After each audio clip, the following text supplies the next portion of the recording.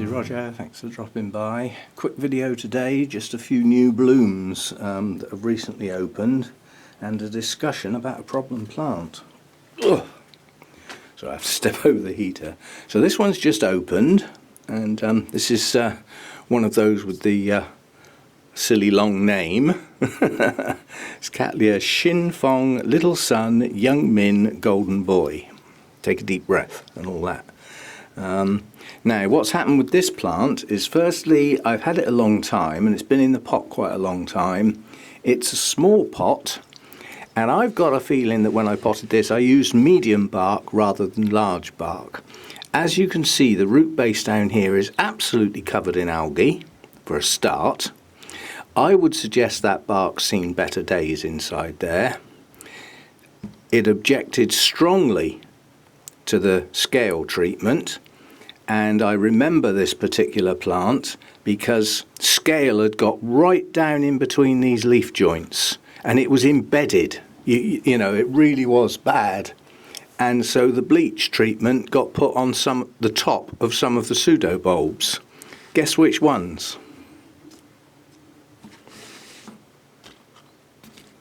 It's taken the leaves down. Yeah? Now, as far as the plant's concerned, parts of it are okay. It's reached the edge of the pot and it is growing some new roots. So it's recovering from its dislike of its treatment on the roots. But this is a very weak side of the plant. It's always grown small pseudobulbs, and they have bloomed poorly, but they at least have bloomed. So what we've got here, if we come back to these that have lost their leaves, we've got a little piece of Cattleya here with a leafless bulb, two bulbs with leaves, and one about to come into flower with some new roots. That's a plant in its own right. And then round the other side of the plant, its other direction of growth, it's basically got a bulb with two leaves, a bulb with two leaves, a bulb with two leaves, and is currently in bloom. So that's another plant. So basically there are two plants in here, and the first chance I get, it's coming out of that pot. All of the old parts of the plant, you know, with bulbs with leaves that have died, are coming off. So I'll end up with two relatively small plants that are in a state of play. Although this is a weak part of the plant, it's the part with the new roots on. And I am seriously wondering whether I can get that out without disturbing the rest of the plant for now. Literally cut the rhizome down there, put a knife in round here carefully not to damage the new roots, and get that bit out. And get that bit planted up while it's got new root activity and before they attach, because they haven't yet. Or I'll have to wait and do the whole thing at once. Haven't made my mind up yet. But I got this because I was attracted to the colour combination of the blooms. Now they open pale. I wouldn't say they're yellow when they open, but they are a pale orange, and then they deepen relatively quickly, and the red in the centre gets deeper and the lip opens a bit. It does retain its frilly edge, which has actually got an orange edge to it, and then the deep red stripy centre. Not large blooms, but nonetheless very attractive. So I don't want to lose the plant. I think the media's going, and effectively it objected badly to the bleach treatment. Now a couple of other Cattleyas had bad scale in between pairs of leaves on the top of the pseudobulbs. They got treated, and they've also, their leaves have yellowed and gone. So obviously, you know, I just think that spray was too strong. Simple as that.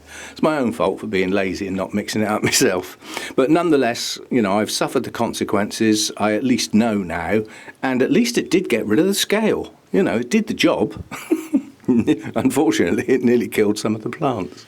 Anyway, this particular plant is recovering effectively because some of the bulbs didn't actually have any visible scale, so they didn't get sprayed. Now I'll show you what I mean. I think there's some here. It's difficult to see them, that's the problem. They get away with it. Let's come in from around this side. If you look at the base of this leaf, yeah? Can you see the little white bits at the bottom? That's scale that are right down in that crevice. Now I've got basically a spot treatment now as a ready mix spray, and so all I will do is spray this leaf here. The water, the chemical will run down and flood that area and sit there for a bit. So if the chemical doesn't kill them, they'll drown. And it seems to be working quite well as a spot treatment. So little individual bits like that can be dealt with. Same there, look, can you see them? Yeah, so they're still there on that plant, but then those bits of the plant didn't get treated. Yeah, so, and who knows, they may be bodies, they may not be living, but I shall treat them while I've got this down anyway. So that's new bloom number 1, and now we'll move on to the next one, because I need to clear some stuff out of the way first. Okay, and the next one, cramp in my hand. The next one, we've been waiting for these to sort of open. Now this is the first time I've had this bloom for me, Dendrobium spectabile. I was aware what the bloom should look like from pictures, but there's no substitute for seeing the real thing. So I'm assuming they are now fully open. They have a tendency to hang down, so to see them properly, you literally have to lift them. And the fascinating thing about this is its actual shape. The lip is effectively in 2 parts. It's got a hanging part, a lower section that curls back round underneath the plant. So that's a strange mechanism for a start. But then the lip also has a top part to it, like a hood. So it's a very strange shape. And you can see where the pollen would be in the centre of that. And then there's a section of the lip below that that's raised up. And the only thing I can think of is that the pollinator has to sort of alight on the lip somewhere here, and it has to crawl up over that and go down. And as it goes down, it catches the pollen. So it could be a pollinating effect. No fragrance that I can see, so I suspect pollinators are attracted by patterning. Bearing in mind they often see light differently, so what looks like red and white to us on the lip could be bright purple and yellow, you know, in different light spectrums. So, but anyway, very alien shape for a bloom. And for once with the Latoria, most of the colour's on the front of the bloom, because quite a few of the Latorias are more attractive from behind. But this one has an attraction with its shape from behind, but virtually no colour, so the buds don't show much colour. But the shape is incredibly unusual. As I said, that lip is in like 2 sections, curls right back under the plant. So that's that one. We've been waiting for that one for a while. Best viewed from underneath rather than above, which makes filming it a bit of a pain, but nonetheless. And if you have a look at this spray here, one of the blooms has actually opened upside down, so the lip's on the top, curling up above the plant rather than below it. This one hasn't opened properly yet. So there we go. A couple of new blooms, and leave it at that for today. I will add on the end, and I will do these bits on the end of videos so that people who aren't interested can just shut down. The actual home studio thing, the thing that was left outstanding was the microphone. I just could not get the microphone to work. Well, I've worked out why. The microphone needs something called phantom power, which is a strange thing because the signal comes out of the microphone and goes into whatever unit you've plugged it into, an amplifier, or in my case an audio interface. Phantom power comes back down to the microphone and actually puts power onto the diaphragm. Well, because of the way I'd plugged it in, that wasn't happening. So there was no power on the mic. So that's basically why it wasn't working.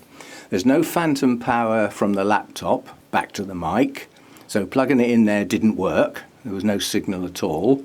And because the mic's got one of those silly little jacks on it, I put it into an adapter to put it into the audio interface, which cut off the phantom power.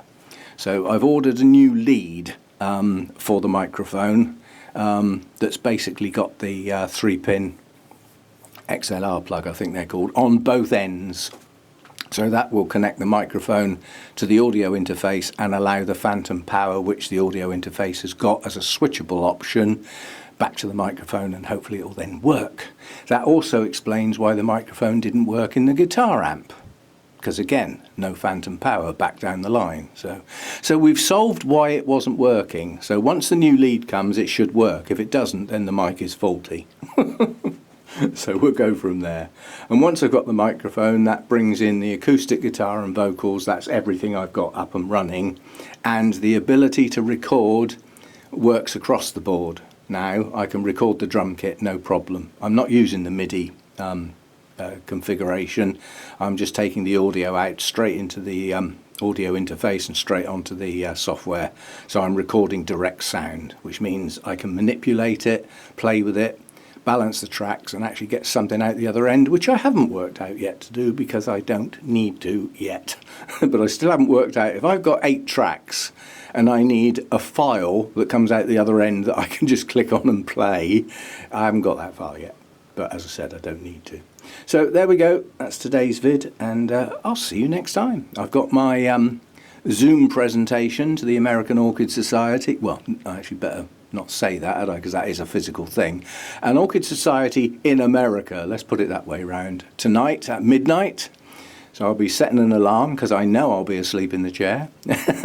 So that'll be a bit of fun. That's a video presentation. So I haven't got to do much apart from be there and get it going, and then be there at the end to to do questions and chat and all that sort of stuff. But by the time it gets to that point, it's going to be 1 o'clock in the morning.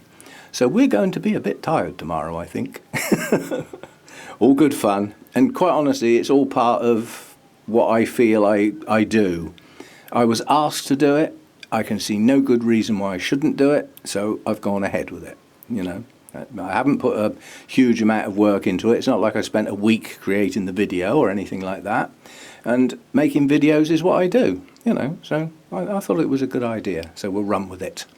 And I think another Orchid Society may be joining it. So we may have 2 Orchid Societies joined together for the meeting. That's going to be a lot of people. They don't all ask questions at once. But that's not my bit. I'm not the host. I'm a guest, in fact. So if everybody starts talking at once, it's not really my problem, apart from the fact I won't be able to hear them. Anyway, that's for later tonight. I'll give you an update on how that went tomorrow, probably. And I'll see you then. Bye for now.